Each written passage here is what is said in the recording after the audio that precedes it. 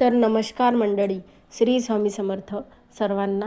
तर तन्वी फॅमिली ब्लॉगमध्ये तुमचं सर्वांचं स्वागत आहे. तर बघू शकता 20 मार्चचा ब्लॉग आहे हा.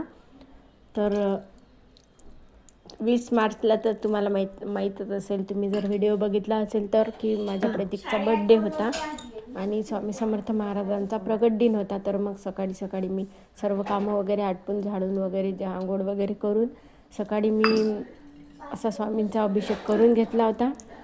कालच मी गाईचं दूध आणून ठेवलेलं होतं आणि मग नंतर अभिषेक वगैरे करून घेतला. त्यानंतर आम्हाला जायचं होतं स्वामी समर्थ केंद्रामध्ये, कारण की तिथे स्वामी चरित्र सारामृत म्हणजे पाठ ग्रंथाचं हे वाचन होत असतं.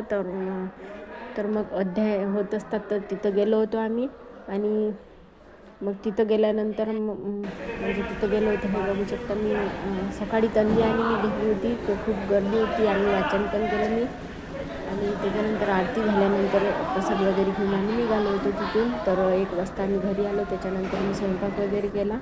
जेवण वगैरे झाल्यावर मग प्रतीकला घेऊन गेलेली होती आणि जेवणात बनवलं होतं पनीरची भाजी. जे की प्रतीकला खूप आवडते.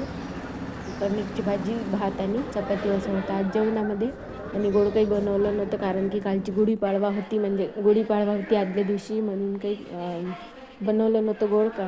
बासुंदी बनवलेली होती गुढीपाडव्याची, मग काही गोड बनवलं नव्हतं. आणि रात्री मग बघू शकता, मग संध्याकाळ 4 वाजता मी 4:30ला पुन्हा गेली होती स्वामी समर्थ केंद्रामध्ये प्रतीकला घेऊन, कारण की त्यांना स्वामींचा आशीर्वाद घ्यायचं, म्हणजे दर्शन घ्यायचं होतं. तर दर्शनाला मी त्याला नेलेलं होतं आणि त्याच्यानंतर मग त्यांनी घेतला होता केक, पूर्णपणे एगलेस प्रतीक, तो एगलेस केक घेतलेला होता आम्ही. तर बघू शकता किती सुंदर केक आहे तिथे.